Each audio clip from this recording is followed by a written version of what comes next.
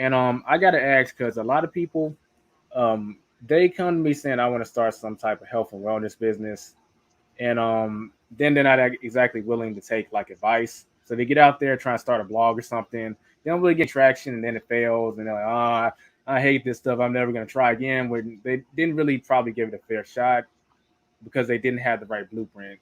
So, Phyllis, what do you feel has caused you to be successful as a fibroid queen? Yeah, that's a very good question. I would say first and foremost is knowing who I am.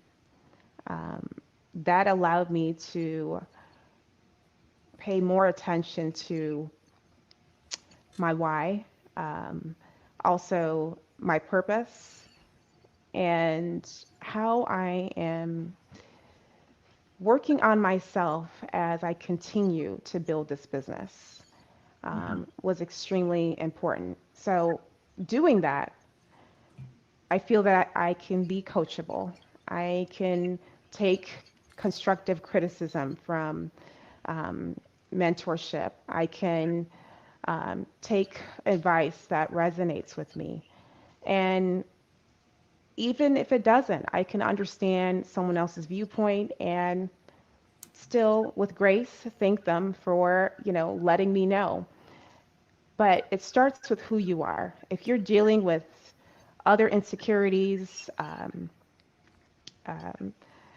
you're not aware of why you're in this business, you are not representing um, the business within your life, there's going to be some disconnections where other people's advice is just not going to be enough. You're going to be intimidated. You may have a little bit of ego, right? So it starts with you.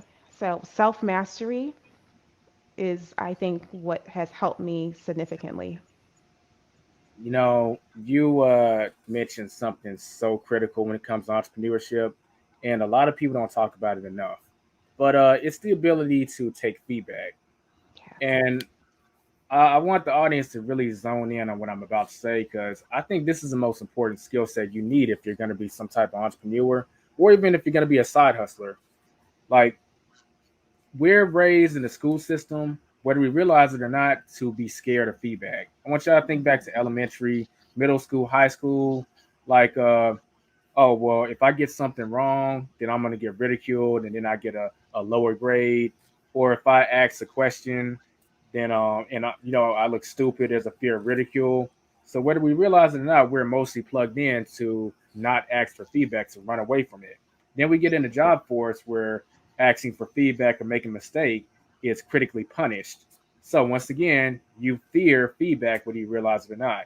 Then you try and make a transition to entrepreneurship where feedback is critical and you're still running away from it. This is why most entrepreneurs fail.